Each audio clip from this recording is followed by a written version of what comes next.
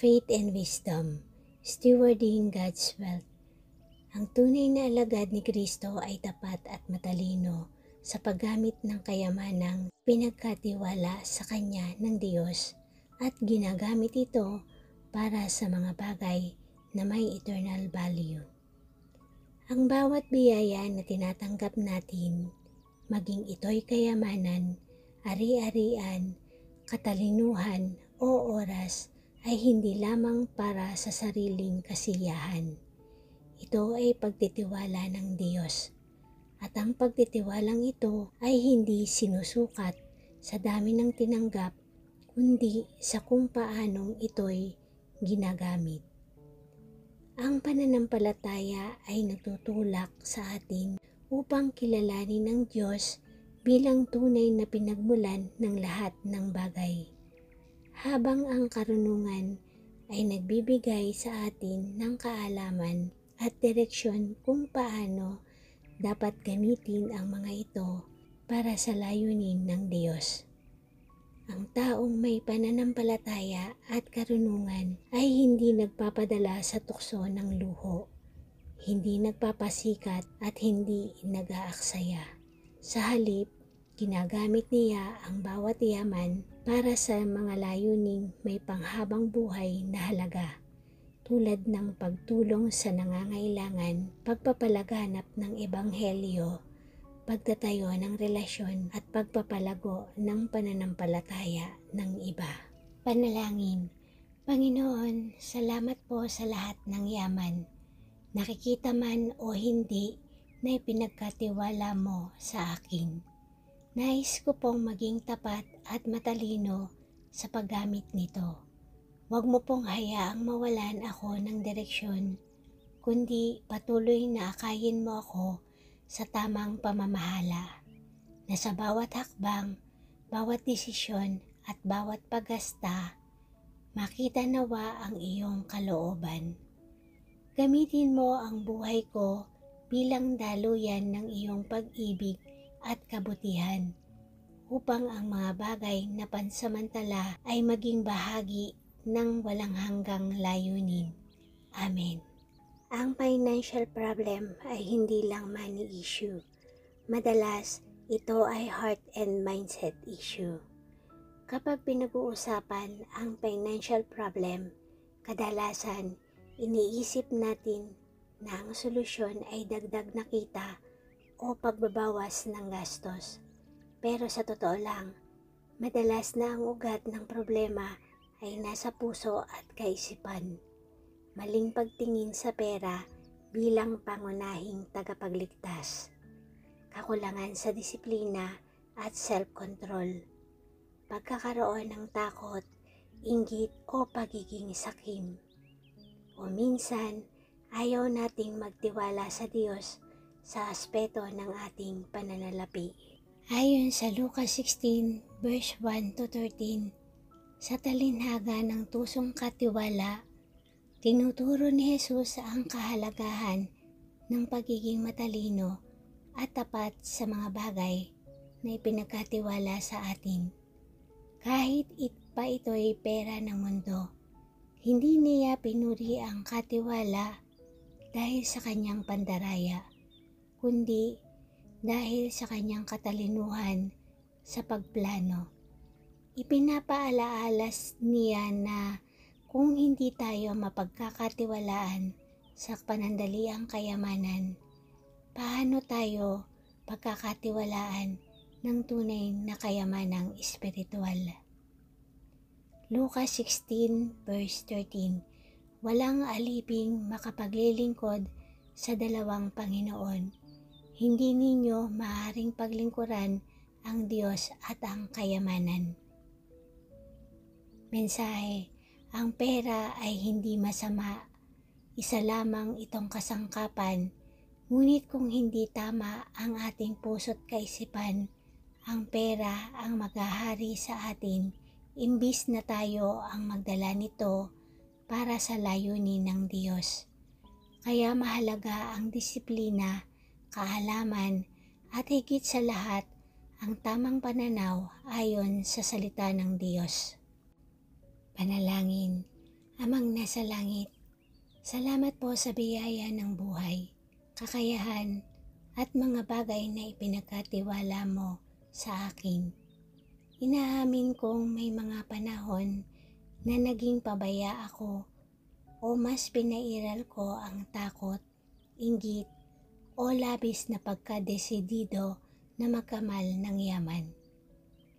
Patawarin mo po ako sa mga panahong nawala sa focus ang puso ko at hindi ko inuna ang iyong kalooban.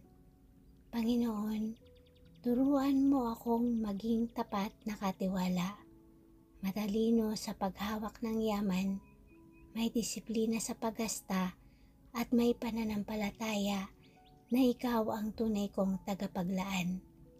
Ayusin mo po ang puso at kaisipan ko upang sa lahat ng bagay, pera man o oportunidad, ikaw pa rin ang sinusunod at pinaglilingkuran ko. Gamitin mo ako bilang daluyan ng pagpapala sa iba. Amen. Affirmation: ako ay tapat at matalinong katiwala ng kayamanang ipinagkaloob ng Diyos. Hindi ako alipin ng pera. Ako ay malaya sa takot, sakim at pagkagahaman.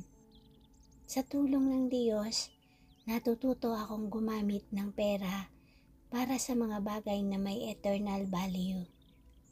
Ang Diyos ang aking tagapaglaan, hindi ako magkukulang.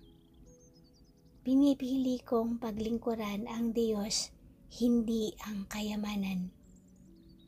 Ang puso ko ay nakatuon sa Kanya at ang isip ko ay bukas sa Kanyang karunungan. Account what's been entrusted. Lucas 16 verse 1 and 2. May isang mayamang tao na may isang katiwala. Isinumbong sa kanya na nilulustay ng katiwala ang kanyang ari-arian. Kaya't ipinatawag niya ito at sinabi, ano itong naririnig ko tungkol sa iyo? Magbigay ka ng ulat sa pamamahala mo, sapagkat aalisin na kita sa tungkulin. Reflection: ang talinhaga ni Jesus tungkol sa katiwala ay isang malalim na paalala sa ating lahat. Lahat ng mayroon tayo ay ipinagkatiwala lamang sa atin ng Diyos. Hindi tayo tunay na may-ari, kundi tagapamahala lamang. Sa araw-araw nating buhay, ipinagkatiwala sa atin ng Diyos ang pera, oras, talento, relasyon, kalusugan, at kahit ang mga oportunidad. Isang araw, hihingin niya ang ulat, hindi bilang parusa, kundi bilang katuwang sa kanyang layunin. Tanong niya sa atin, anak, paano mo ginamit ang ibinigay ko sa iyo? Ito ay hindi upang tayo'y matakot, kundi upang tayo'y mamuhay ng may layunin. Kapag alam mong hindi sa iyo ang pag-aari, mas magiging maingat ka sa paggamit nito at mas gugustuhin mong magbigay lugod sa tunay na may-ari, ang Diyos. Panalangin. Amang makapangyarihan, salamat po sa lahat ng ipinagkatiwala mo sa akin.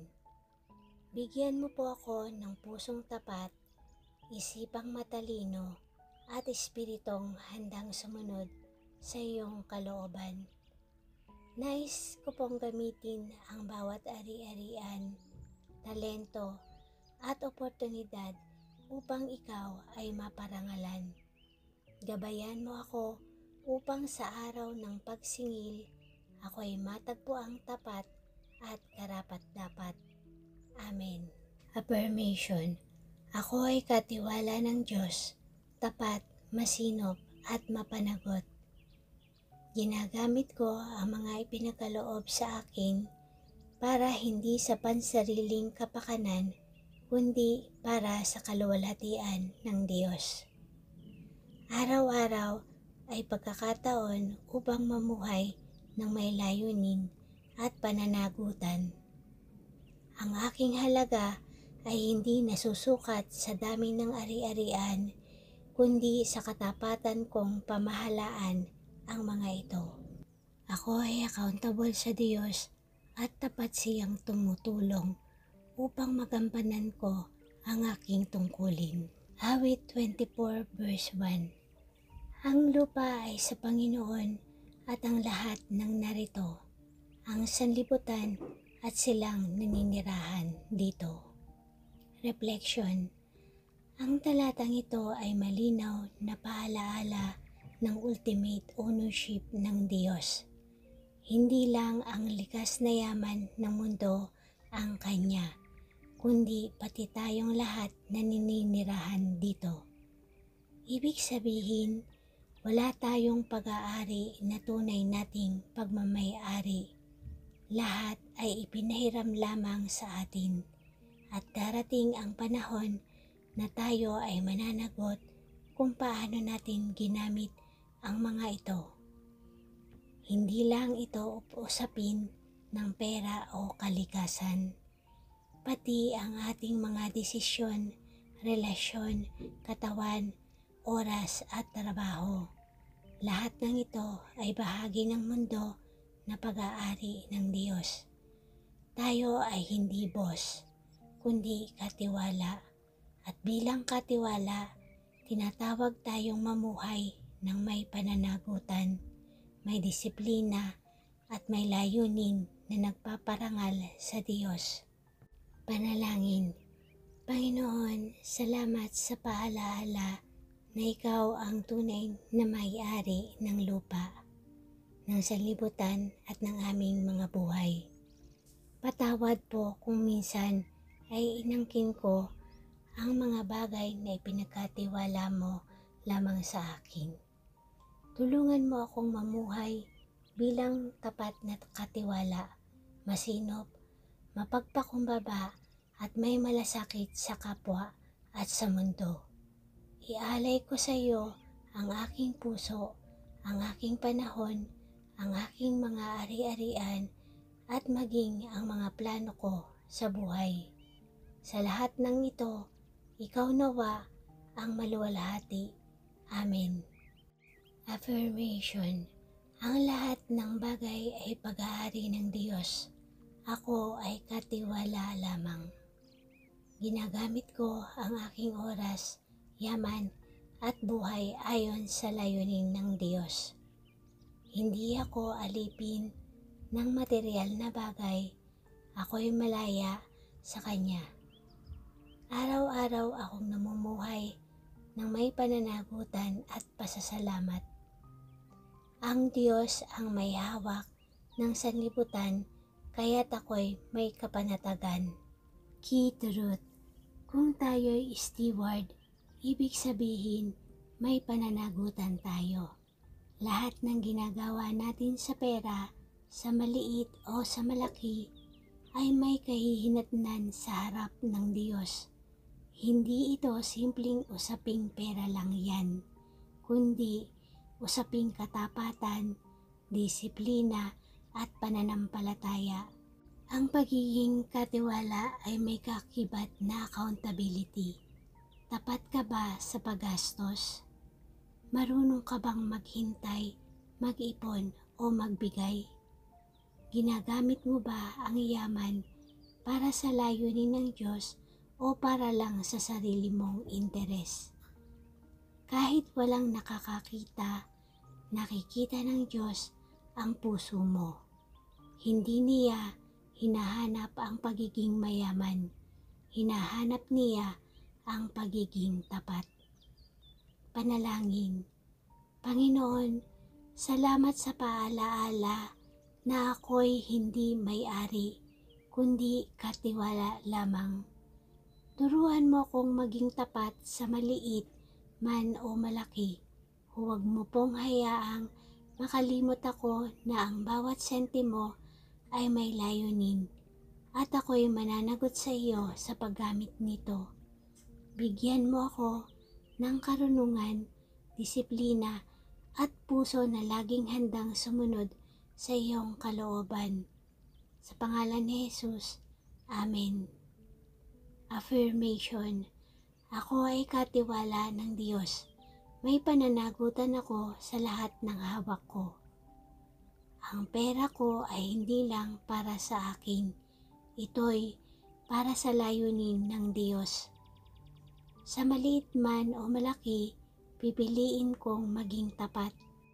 Araw-araw akong namumuhay ng may disiplina at accountability. Ang Diyos ang aking tagapaglaan, kaya hindi ko kailangang mandaya o matakot. Act wisely for what's ahead. Batay sa Lucas 16 verse 3-8, kung saan tinuruan tayo ni Jesus na maging matalino sa pagpaplano, lalo na kung alam nating may pagbabago o pagsubok na paparating. Buod, nang marinig ng katiwala na aalisin siya sa kanyang posisyon, agad siyang kumilos. Ginamit niya ang natitirang oras at impluwensya upang makabuo ng plano.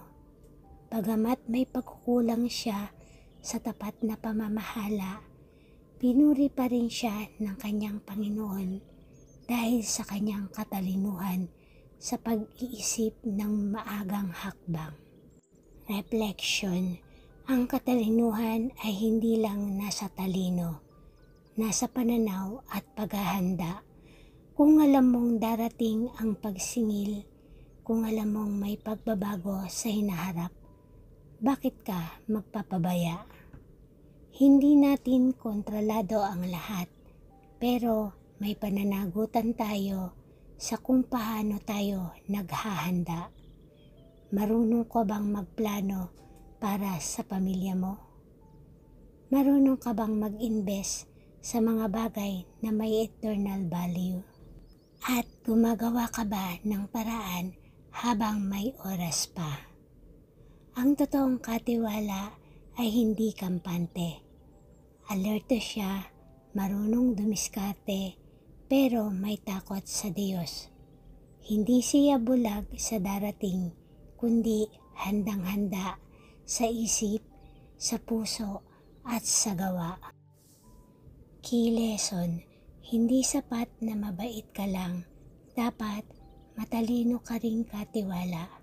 Gamitin mo ang natitirang panahon at yaman mo sa mga bagay na haharap sa walang hanggan. Panalangin.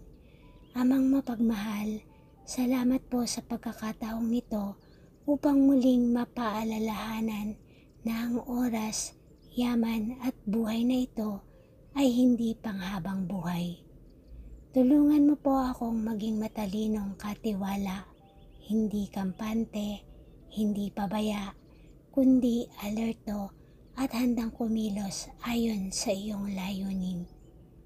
Bigyan mo ako ng karunungan upang makita ang mga darating na pagsubok bilang oportunidad para maghanda, magbago at mas maging tapat sa iyo. Ituwid mo po ang landas ko at gabayan mo ang aking mga desisyon para sa kaluwalhatian mo, hindi para sa sariling kapakanan. Nais kong gamitin ang natitirang oras ko sa mundo para sa mga bagay na may kahulugan sa langit.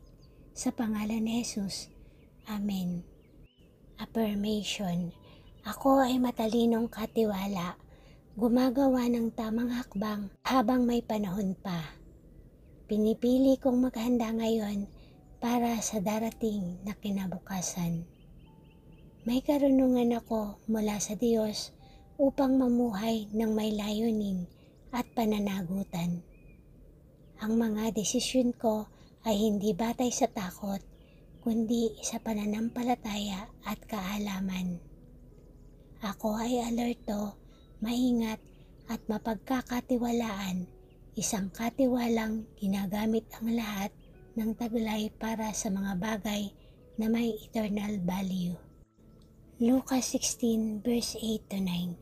At pinuri ng kanyang amo ang tusong katiwala dahil sa matalinong ginawa nito. Sapagkat ang mga makasanlibutang tao ay mas mahusay gumamit ng mga bagay ng sanlibutan kaysa mga makadiyos. Kaya't sinasabi ko sa inyo, gamitin ninyo ang inyong kayamanang makamundo upang magkamit kayo ng mga kaibigang tatanggap sa inyo sa walang hanggang tahanan kapag ito'y nawala na. Reflection: use earthly wealth for eternal purposes. Pinuri ni Jesus ang katalinuhan ng katiwala, hindi dahil sa pandaraya, kundi sa kanyang abilidad na magplano para sa hinaharap. Ang punto ni Jesus ay ito: kung ang mga taong makamundo ay marunong gumamit ng pera para sa sariling kapakinabangan, dapat tayong mga makadiyos ay mas maging matalino sa paggamit nito para sa layunin ng langit.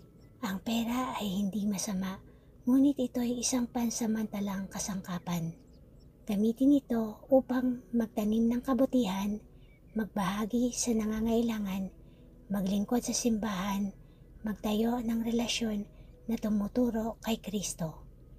Ang tunay na kayamanan ay hindi nasusukat sa bank account, kundi sa kung paano mo ginamit ang pera para sa mga kaluluwang mapapalapit sa Diyos. Panalangin. Panginoon, salamat po sa paalala na ang yaman sa mundong ito ay pansamantala lamang. Turuan mo akong gamitin ito ng may layunin, hindi para magpayaman, kundi para maglingkod, magbahagi, at maging pagpapala.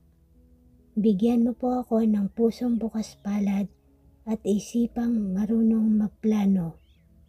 Naway, ang lahat ng pinansyal na pagpapala ay hindi matapos sa akin, kundi dumaloy sa iba para sa iyong kaluwalhatian at sa kaligtasan ng marami. Sa pangalan ni Jesus. Amen. Affirmation: ako ay marunong at matapat na katiwala ng yaman ng Diyos. Ginagamit ko ang pansamantalang yaman para sa walang hanggang layunin.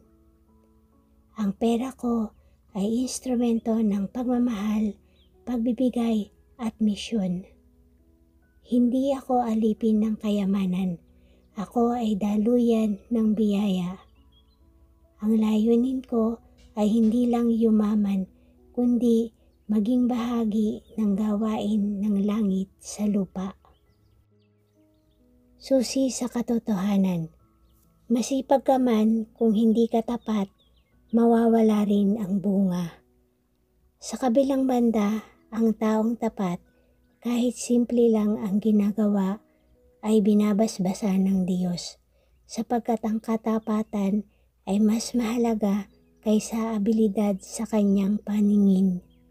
Hindi sapat ang sipag kung ang puso ay puno ng pandaraya, kasinungalingan o kasakiman. Sa kaharian ng Diyos, ang tunay na susi ng pagpapala ay hindi lamang kakayahan, kundi katapatan sa maliit, katapatan sa lihim, at katapatan sa Kanya. Lucas 16 verse 10. Ang mapagkakatiwalaan sa maliit ay mapagkakatiwalaan din sa malaki. Panalangin. Panginoon, salamat po sa paalaala na ang tunay na pagpapala ay dumarating sa mga pusong tapat. Patawad kung may mga panahon na naging mas abala ako sa pagiging masipag, ngunit nakalimutang alagaan ang aking integridad. Turuan mo akong maging tapat sa lahat ng bagay, sa pera, sa oras, sa relasyon, sa salita, at higit sa lahat, sa iyo. Bigyan mo ako ng disiplina, karunungan, at pusong hindi maglalako ng sipag, kapalit ng integridad. Nais kong ang buhay ko ay maging kalugod-lagod sa iyo. Sa pangalan ni Jesus, Amen. Affirmation. Pinipili kong maging tapat sa lahat ng bagay, maliit man o malaki. Naniniwala ako na ang pagpapala ng Diyos ay dumarating sa mga pusong matuwid at totoo. Ang sipag ko ay may saysay kung ito'y may kasamang katapatan. Hindi ako nagtatrabaho para sa tao lamang, kundi para sa Diyos na nakakakita ng lahat. Ako ay katiwala ng Diyos, pinagpala at pinoprotektahan dahil sa aking katapatan sa Kanya. Signs kapag pera na ang master mo. Laging pera ang nasa isip mo kahit sa worship. Di ka makapagbigay kasi takot kang mawalan. Nagiging dishonest ka sa business or taxes para lang kumita.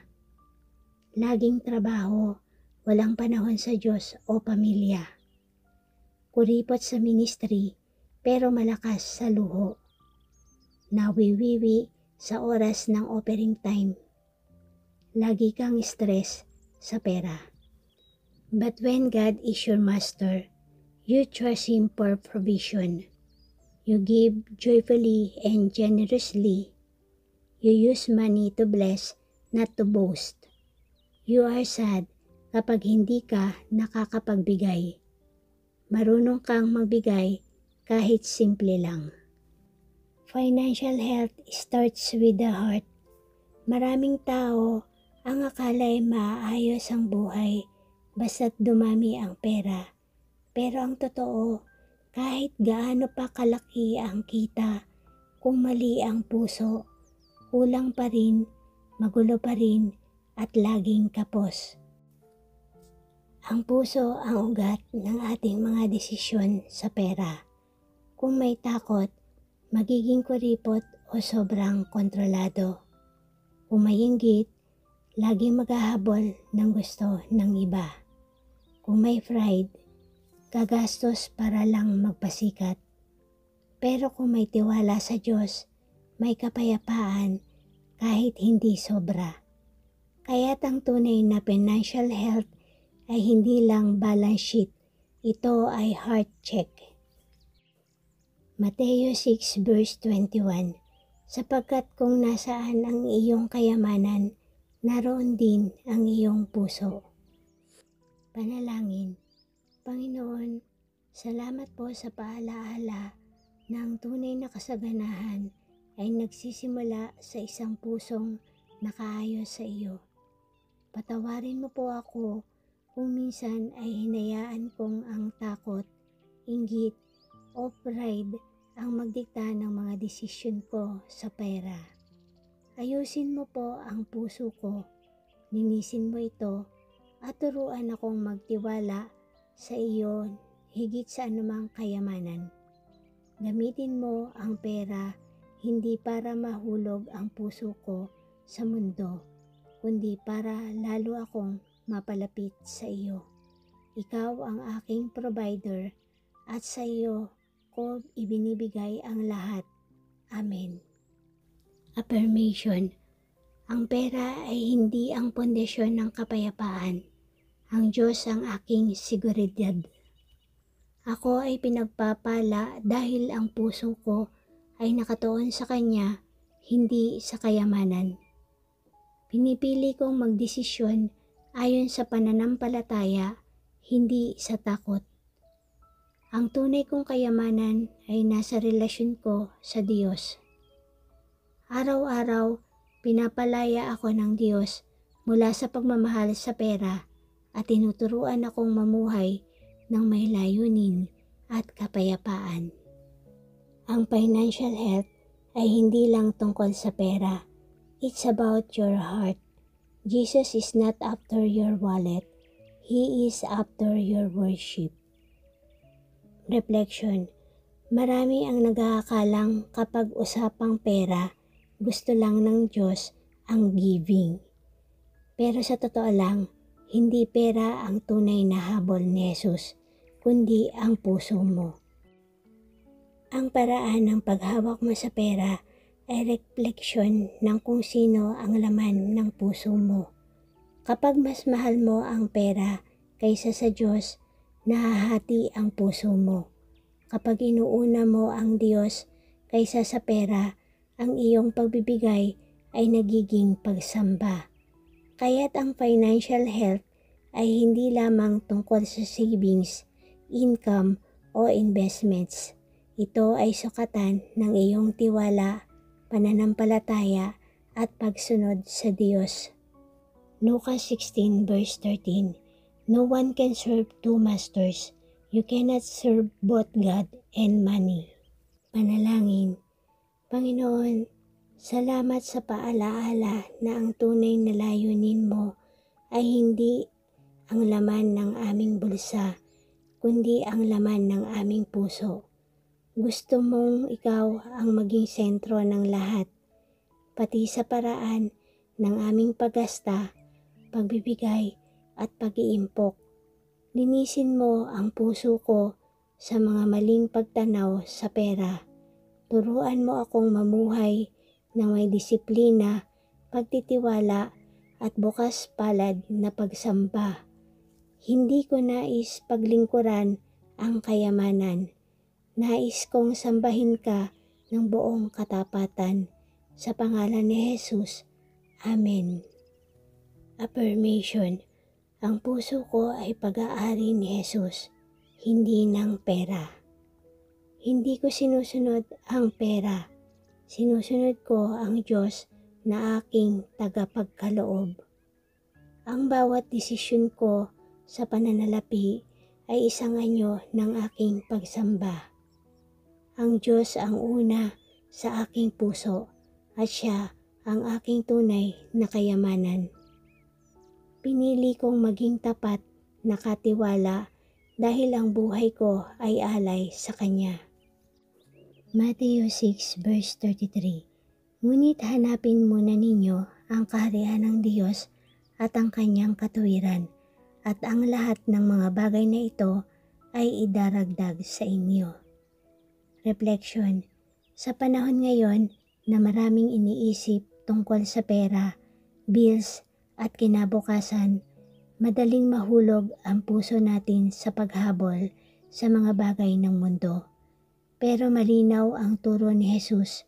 Unahin ng Diyos, hindi ang gastos, hindi ang income, hindi ang ginhawa. Kapag ang puso natin ay nasa kaharian ng Diyos, lahat ng iba pa, probisyon, direksyon, peace at breakthrough ay kasunod na lamang. Hindi ibig sabihin nito na hindi na tayo kikilos o magtatrabaho, kundi uunahin natin ang tamang puso bago ang anumang kita, dahil ang tunay na kasaganaan ay bunga ng tamang pagsunod. Panalangin. Amang nasa langit, Ikaw ang aking provider at Panginoon. Sa gitna ng mga pangangailangan ko, tinuturuan mo akong unang hanapin ka, hindi ang solusyon, hindi ang pera, kundi ang iyong presensya. Ayusin mo po ang aking priorities. Linisin mo po ang puso kong madaling magpanik, madaling mabalaysa. Nais kong magtiwala sa iyo higit sa lahat. Sa bawat hakbang ko, gabayan mo ako na masalamin ang iyong katuwiran.